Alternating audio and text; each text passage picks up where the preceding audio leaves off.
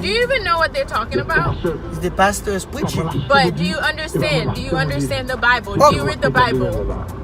I don't kaka pa isi mi bakon di Bible. So you read the Bible, but do you understand the Bible? Every Saturday church. Every Saturday church.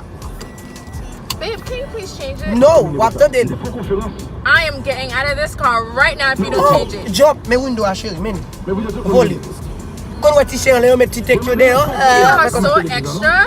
I am so sick of it. I am sick of it. I listen to this every day, all day. All day long. Nge adbil, nge otane lol la. Si ou sick. What's that about say? Sak pasi, na bougle chez ou. Et la pri don make them. Dealing with you? Dealing with me Dealing one. with you? Divorce him.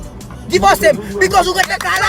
Ou pa mi mayem Jocelyn. Ou pa mayem Jocelyn. Jocelyn, ou pa mayem. Mwen fè men sa.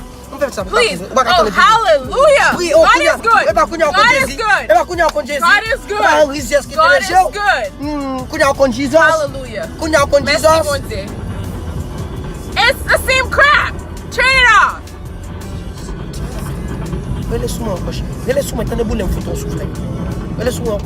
I know you don't like the police. 911. I'm sure you don't like that. But I've been here longer. I'm a citizen. You still have a green card. I am a citizen. But guess what? I have more priorities.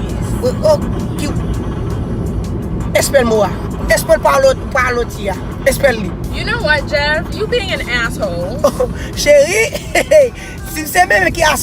You are being an asshole. Do you even know what an asshole means? No, but I don't give a damn. So why are you even responding? Because what talking shit, I'm going to say shit off on it. You know, oh, mettre sous mon chéri. Tout le temps, every day, every night, son tête parler dans tête main. Père Jolou. Père Jolou. Pas foutre dis non. Pas foutre dis non comme ça. Et Jeffy. Faut moi essayer tout à parler. Oh Jésus, quand tu es avant. Quand tu es avant. Oh shit, on met tout là, tu frappes ma tête. You always win. Always every win. Day, talk Brazil. Every day I win. You know about the shot and I hope you're not gonna go home and watch that goddamn game all day. Oh, of course, my God game no. No, you're not. Tonight is my night. Every night is your night, Shelly. Every night.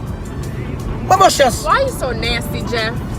Why you gotta be so nasty? If I put out in my because I'm nasty, Shelly. You're so stupid. I'm bien réclasse, je suis pas coquette ça. Moi la boum avec, moi tu souris lui. Coquette. Maman y est tellement pas l'empire.